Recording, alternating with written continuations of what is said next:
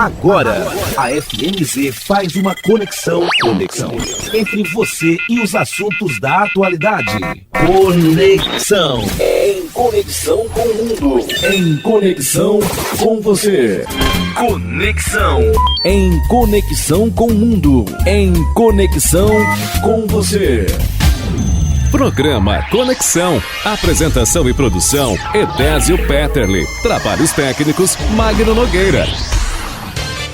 Olá, ouvinte da Rádio FMZ, está começando agora mais um programa Conexão. Bom dia você que nos acompanha de casa, ou você que está no seu expediente de trabalho, você que dirige pela BR-262, mas está sintonizado aí na Rádio FMZ, e também é você ouvinte e internauta que nos acompanha pela radiofmz.com.br de qualquer lugar do estado do Brasil e do mundo.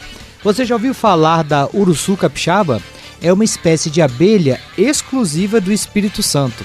Ela é endêmica da Mata Atlântica, ou seja, só existe naturalmente nesse estado.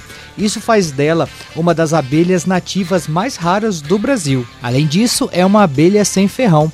Como muitas meliponíneas, ela não possui ferrão funcional. Sua defesa se dá com mordidas e vibrações, mas ela costuma ser bastante dócil. Ela produz um mel muito valorizado. Ele é rico em nutrientes, levemente mais ácido e aromático, produzido em quantidade menor que o mel de abelhas europeias, por isso é mais valorizado. Além disso, a abelha Uruçu capixaba é uma polinizadora essencial, contribui muito para a regeneração da Mata Atlântica, a reprodução de plantas nativas e até cultivos agrícolas, próximo às áreas de mata.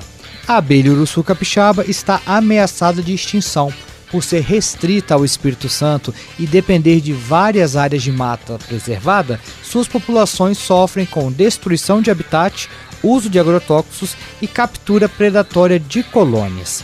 Ela já aparece em listas de espécies ameaçadas.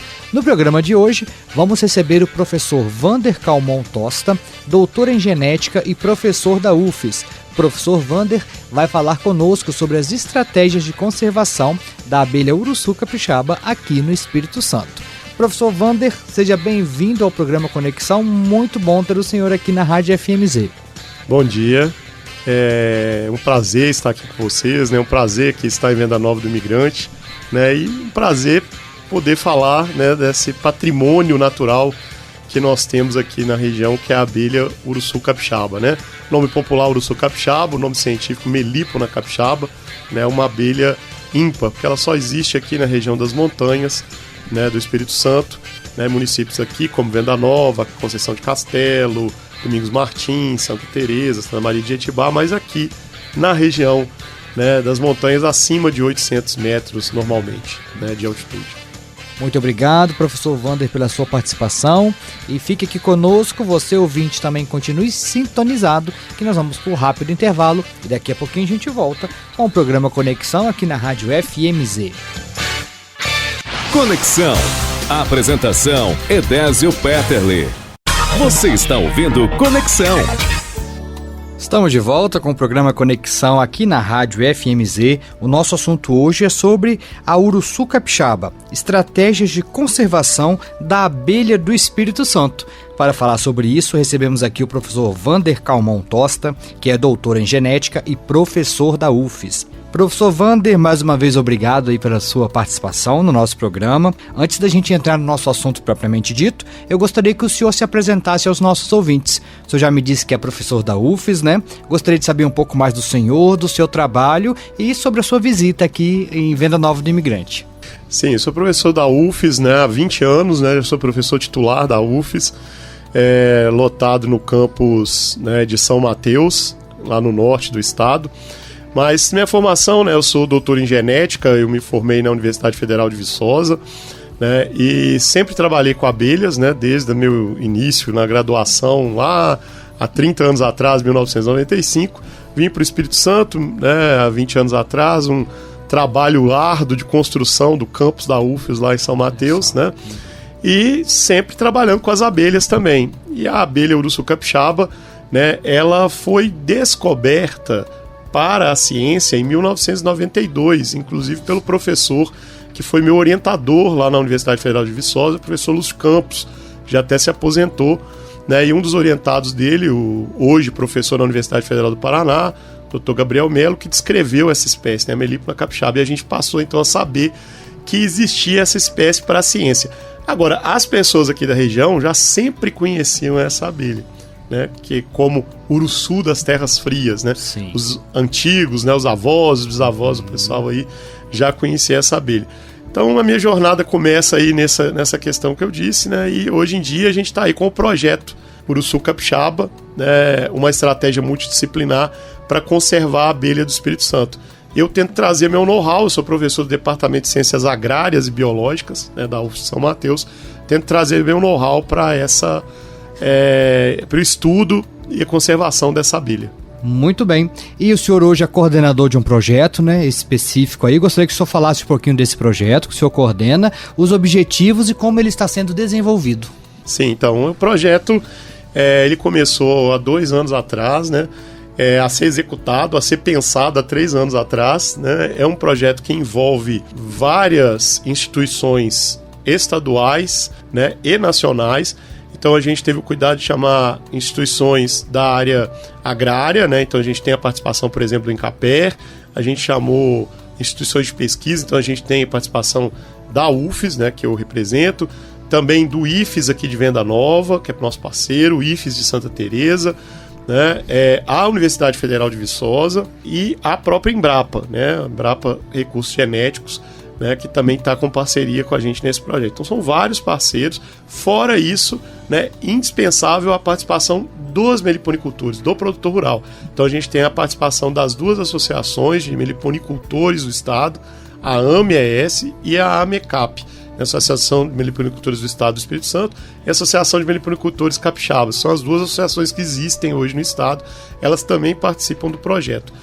O objetivo principal do projeto é criar condições para que a gente conserve a abelha, mas ao mesmo tempo possa criar essa abelha de forma racional, né? Para que a gente tenha aí o diálogo, né, entre a produção e a conservação. Não é simples, não é fácil, mas a gente está aí tentando. Muito bom. E professor, quais que são as peculiaridades dessa espécie de abelha uruçu capixaba? Bom, ela é uma espécie dentro do gênero dela, que é o gênero Melipona, né? Melipona capixaba é o nome científico dela, né? E popularmente a gente chama de uruçu capixaba. Ela é uma espécie grande, né? Ela produz um ninho bastante desenvolvido, ela faz esses ninhos na natureza em troncos de árvores, né? Em troncos ocos de árvores. Uhum. Então essas árvores muitas vezes caíam, né? E os nossos avós, bisavós aí, traziam essas árvores para casa e deixavam ali a abelha, sabiam, né? E às vezes pegavam um pouquinho de mel ali. E essa é a prática de criação dessa abelha. Ela ocorre, como eu falei, na Mata Atlântica de altitude, que é essa Mata Atlântica acima de 800 metros que tem aqui na região serrana do Espírito Santo, né? Aqui na região montanhosa, porque ela gosta de lugares frios e úmidos, então da mata fria mesmo é onde ela gosta, né? A gente brinca que ela é uma das espécies de abelha mais trabalhadora que tem, 4 horas da manhã, frio intenso, ela já tá voando, chegando, né, nas flores. Primeiro raio de sol, ela já tá voando, chegando nas flores, né? E muito trabalhadora. E produz um mel, né, extremamente saboroso, né? Que sempre foi apreciado pelos pioneiros que aqui chegaram, né, que, como eu falei, às vezes achava esse ninho na mata e levava esse ninho para casa.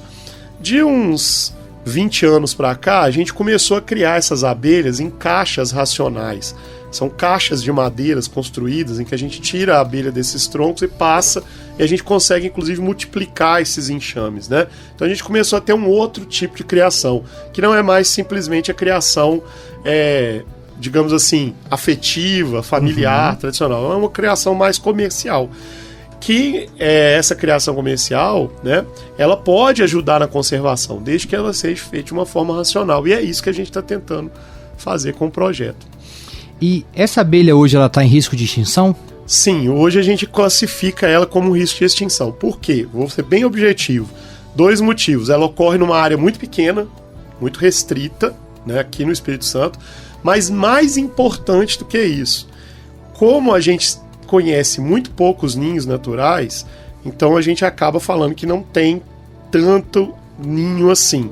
E os estudos genéticos que a gente faz mostram o que a gente chama de baixa variabilidade genética. É como se essas abelhas fossem muito parecidas, como se fossem todas irmãs, certo? E aí isso acaba gerando um problema, né, que a gente chama de endogamia. E esse problema faz com que a gente classifique ela como em risco de extinção, né? Se a gente fizer trabalhos a longo prazo em que a gente consiga aumentar a população dessa abelha, aumentar a variabilidade genética, ter mais ninhos na natureza, né, a gente vai conseguir provavelmente levar ela a outro nível, tirar de ameaçada de extinção. Aí tem classificações que a gente faz científica, né, trazer para vulnerável ou até mesmo livrar ela desse processo. E eu acredito, assim como o nosso projeto, que os produtores são extremamente importantes nesse processo, certo? São extremamente importantes nesse processo porque os produtores, inclusive, pela própria legislação brasileira, são proprietários de reservas naturais legais, né? Então, todo mundo que tem uma propriedade rural aí sabe, tem ali 10, 15% da propriedade que é reserva legal, mata protegida, e muitas vezes essas abelhas estão nessas áreas protegidas. Então a gente não vai conseguir conservar essa abelha sem o produtor rural estar junto, né? E é claro também a gente tentando desenvolver a criação, que aí é outra coisa que eu posso falar, né, da criação racional. E o trabalho de vocês também é justamente conscientizar e proporcionar que o produtor ele se adeque à legislação para que ele possa continuar o que ele faz hoje, né, dentro do que é previsto. Sim, hoje nós temos, como é uma abelha em extinção, existe uma legislação específica, né? Então, dentro dessa legislação específica, essa abelha só pode ser criada, né, da legislação que existe hoje, né, com uma participação de uma instituição de pesquisa nessa criação. Só que a gente sabe, que, como eu falei, que existem criadores históricos, né, que são os nossos avós, nossos bisavós, que têm aí nas propriedades abelhas de 20, troncos com essas abelhas 20, 30, 50 anos que estão lá, certo? Né, sendo criados por eles.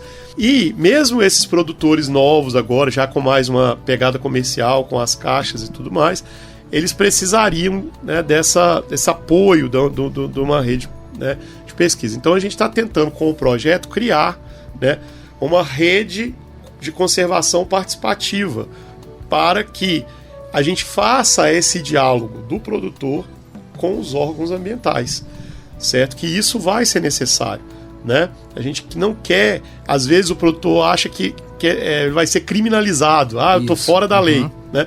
Não é isso que nós queremos, na verdade, é que esse produtor se sinta amparado e que ele ajude a conservar a espécie, né? E que ele receba treinamento, receba conhecimento técnico para que ele ajude na conservação dessa espécie e não criminalizar esse produtor. Muito bem, nós estamos aqui conversando com o professor Wander Calmon Tosta, que é doutor em genética, professor da UFES. O nosso assunto é sobre a uruçu capixaba e as estratégias de conservação da abelha do Espírito Santo. Nós vamos dar uma pausa agora na nossa conversa, vamos para o intervalo e é jogo rápido. Daqui a pouquinho a gente está de volta com o programa Conexão. Conexão. Apresentação Edésio Peterle. Estamos de volta com o programa Conexão aqui na Rádio FMZ. A nossa conversa hoje é sobre a uruçu capixaba, estratégias de conservação da abelha do Espírito Santo. Nosso entrevistado é o professor Wander Calmon Tosta, que é doutor em genética e professor da UFES. Professor Wander, tanto na UFES, que é a sua instituição onde o senhor desenvolve seus projetos, como também o nosso IFES, aqui de Venda Nova do Imigrante, tem projetos que visam a preservação da espécie e também o apoio aos produtores, aos agricultores que têm essas abelhas nas suas propriedades, certo? Sim, o IFES de Venda Nova, né, o professor Sidney é um parceiro nosso aqui, né, ele está com alguns projetos de criação, de treinamento na capacitação de pessoas para multiplicar essas espécies, e também a questão da educação ambiental, né? Inclusive, né, através de uma ação dele, agradeço ele aqui, a gente pôde visitar a Escola Municipal de Ensino Infantil Antônio Roberto, né, e levamos lá para as crianças, né, um gibi, um HQ, né, que a gente fez dentro do projeto, contando a história da abelha, né? Porque muitas pessoas nem sequer conhecem essa abelha, né? Foi bacana, a diretora, a Cláudia, que eu agradeço aqui também ao vivo, certo? Possibilitou que a gente fosse à escola. E as crianças, né, receberam lá a revistinha, vão levar para casa, vão ler com seus pais, os pais Isso vão aí. conhecer a abelha, e isso você vai disseminando. Né? E o Sidney, com o IFES, né, através da pessoa do professor Sidney, e lógico, outros colegas também do IFES, faz esse trabalho também aqui na cidade, né? Inclusive o próprio IFES instalou algumas colônias lá na Escola Municipal, né, de Ensino Infantil Antônio Alberto, né? E assim, a gente precisa de educar as nossas crianças da importância das abelhas sem ferrão nativas do Brasil, que são várias, mas em especial aqui da Uruçu capixaba, da melífera capixaba. Muito bem. E o senhor já, nas suas vindas aqui a Venda Nova, já conheceu produtores que têm essas abelhas por aqui? Sim, já tive o prazer de conhecer vários produtores, né? A gente tem alguns criadores aqui históricos, como o seu Osênio Orzal, na Conceição de Castelo, que é um produtor antigo aqui na região. Tem outros, né, que tem abelhas no toco aqui de tanto tempo atrás, que a mesma abelha que eles apresentaram num Globo Rural de 1990 continuam lá na casa deles. Quando se descobriu a abelha lá na década de 90, né, a mesma abelha que eles apresentaram para a equipe da TV Globo, que esteve aqui filmando quando descobriram a abelha, eles continuam com ela lá. Então por isso que eu falo que os produtores rurais são extremamente importantes na manutenção dessas abelhas aí. Inclusive vocês têm o projeto, ele também vai em campo, né? Ele vai até essas propriedades, fazer alguma ação? Sim. Aí tem a parte técnica do projeto, né? A gente faz várias análises dessas abelhas, né? Então a gente faz análises genéticas, né, para poder entender melhor, né? A gente faz, até engraçado de falar, mas a gente faz análise do DNA da abelha, né, para poder entender melhor como que essa abelha vai sobreviver nas próximas gerações, né? Mas a gente também faz análise, por exemplo, em parceria com a UFV, né, de metais pesados que tem nessas abelhas.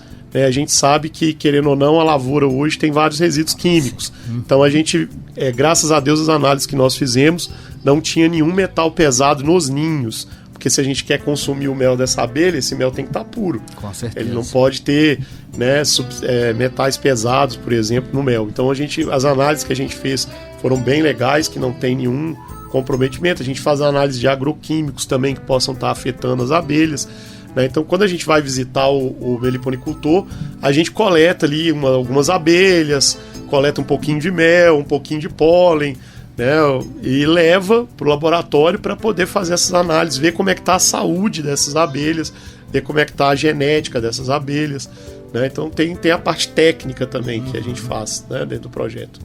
E o mel que essa abelha produz, professor, ele pode ser comercializado? Existe também uma legislação específica quanto a isso? Sim, então, hoje, né, existe a mesma legislação. Para você criar ou comercializar qualquer produto dessa abelha, você tem que estar ligado a um projeto ou uma instituição científica, certo? Por isso que a gente está falando que a gente está querendo criar essa rede, né, para poder fazer com que isso seja mais fácil para as pessoas que querem produzir essa abelha, né, comercialmente. Hoje aqui na cidade a gente tem um meliponário registrado no IEMA, certo? E já produzindo o mel, né, de forma racional e conservacionista, que é o que a gente quer. Esse mel, ele é muito bom, é muito gostoso, é um mel com muita qualidade também nutricional, certo? E que nós podemos aumentar a produção desse mel de forma racional e protegendo a abelha. Agora, tem que ser um trabalho conjunto de todos, né? A gente precisa aí do poder público como um todo, Secretaria Estadual de Meio Ambiente, Secretaria Estadual de Agricultura, as municipais aqui de Venda Nova, dos municípios vizinhos. E eu sempre falo, né, até conversava aqui com você nos bastidores, que hoje vocês aqui da região da montanha já tem a cadeia do agronegócio toda montada, né? E esse mel é um mel extremamente valioso. E as pessoas às vezes vendem esse mel, as pessoas que criam as abelhas, a um preço de banana. Sim. Porque como as pessoas não sabem o valor que tem, né, elas acabam vendendo por um preço muito baixo. Sim.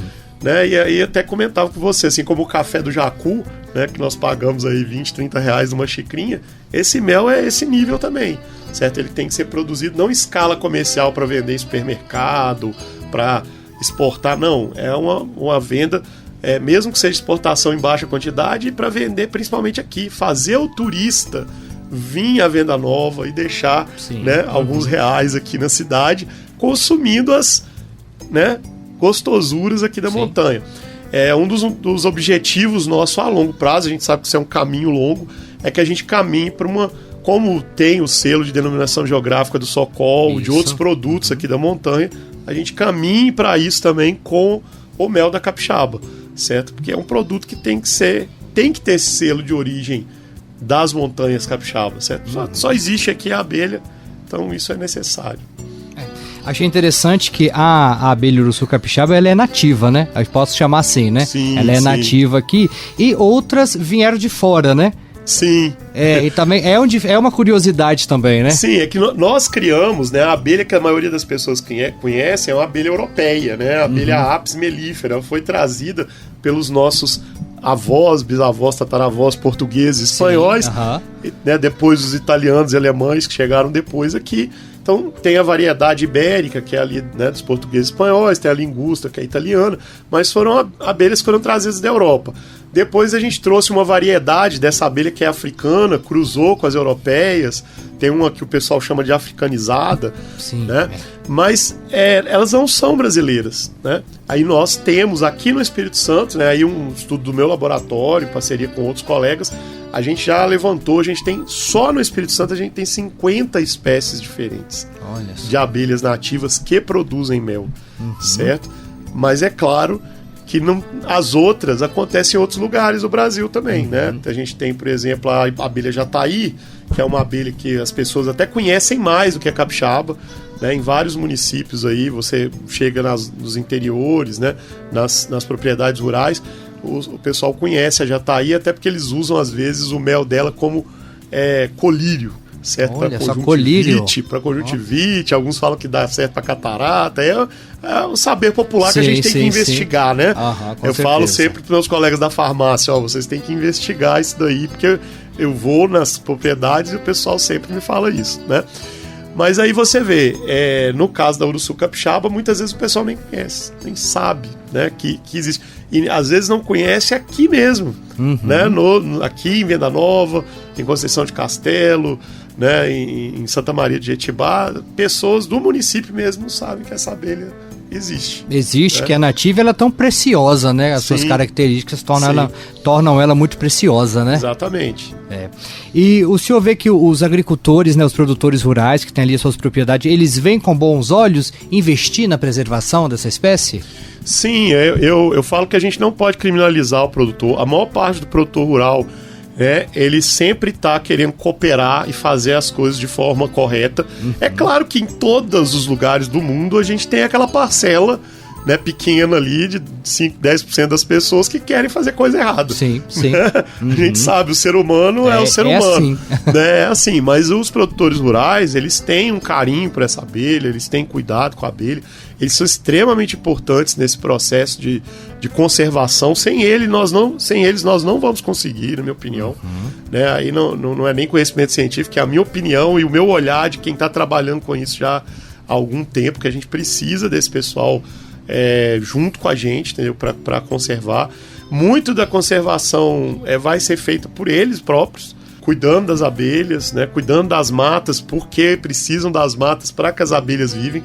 Porque tem isso, se você quer criar abelha, você tem que ter a mata, porque elas precisam de se alimentar, certo? Então você vai criando o que eu falo de uma cadeia produtiva do bem, né? Com certeza. Então a gente precisa sim muito dos produtores rurais, e vários deles têm, né, que gostam e que criam essa abelha, têm essa consciência. Muito bem, nós estamos aqui conversando com o professor Wander Calmon Tosta, que é doutor em genética, professor da UFES. O nosso assunto é sobre a uruçu capixaba e as estratégias de conservação da abelha do Espírito Santo. Conexão, em conexão com o mundo, em conexão com você. Conexão. Apresentação: Edésio Peterle. E professor, e sobre o néctar, né, que é a matéria-prima da produção aí das abelhas, há alguma preocupação? É preciso ter alguma preocupação sobre a qualidade desse material que a abelha colhe?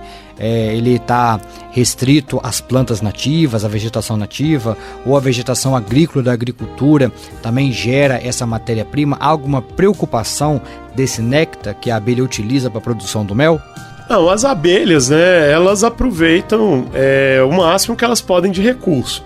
Então, assim, tem algumas... A abelha europeia, africanizada, como elas foram trazidas de lá, assim como, por exemplo, o café, é lógico que uma florada de café elas vão aproveitar mais do que as abelhas nativas. Sim. Mas as abelhas nativas também aproveitam, certo? A florada do café, né, a florada de outras culturas, elas podem aproveitar. Inclusive, existem estudos hoje, né?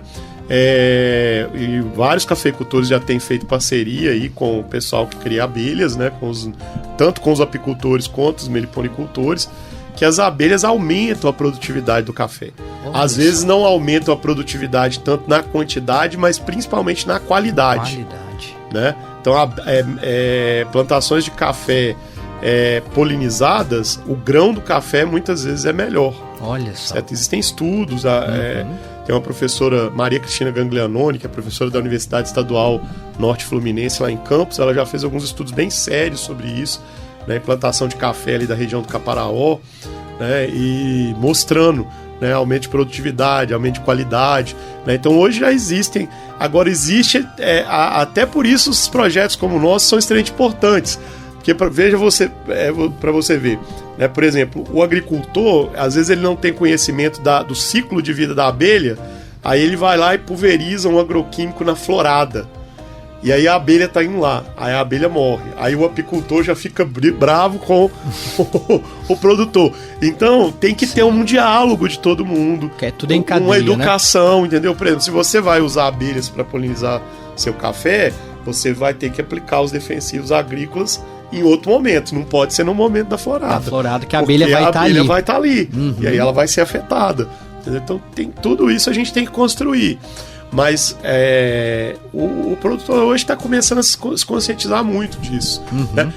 Fora o serviço que as abelhas prestam, né? Que eu sempre falo isso, que é o serviço ambiental que a gente não vê. Que tem o pessoal da Embrapa hoje que já está medindo isso até do ponto de vista financeiro. Que elas polinizam as matas mesmo. Sim. Né? Então isso aí a gente nem vê. Elas vão lá na mata e polinizam a mata.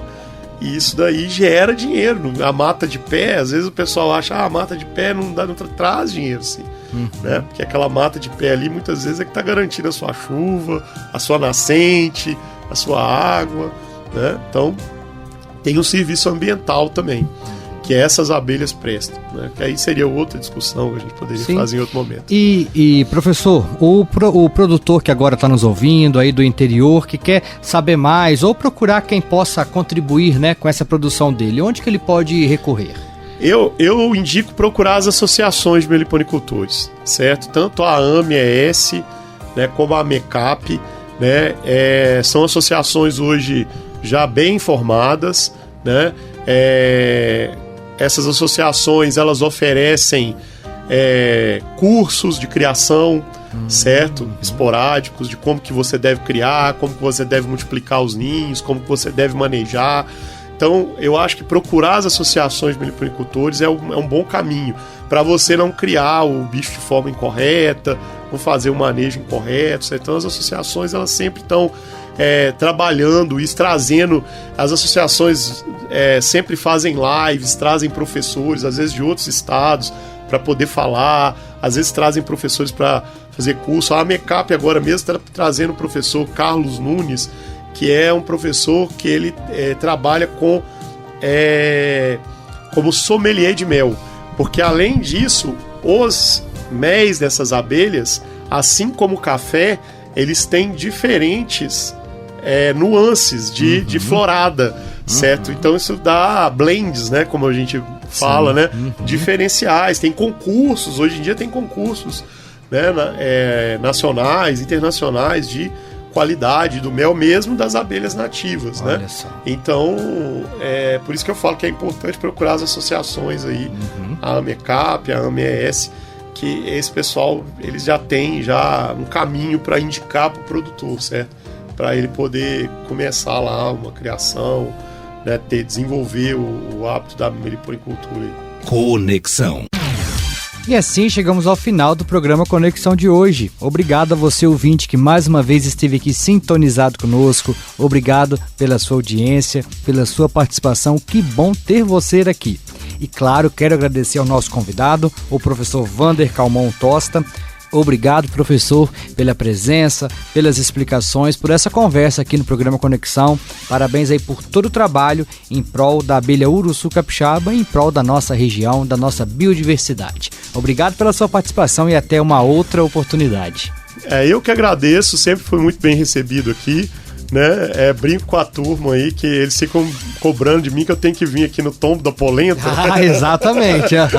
Que eu ainda não tive a oportunidade de ver o Tombo da Polenta. Eu venho em tantas outras oportunidades, mas sempre fui tão bem recebido aqui. Agradecer a toda a população aí, a você, Désio, a rádio, por essa oportunidade de falar do projeto, né? E falar pro meliponicultor, em especial, que está ouvindo, ou pro produtor que se interessou pelo assunto, né? Que a gente tem que trabalhar em parceria, certo? Universidade, institutos de pesquisa do Estado, do governo federal, né? A gente precisa de encontrar soluções para o nosso país, né?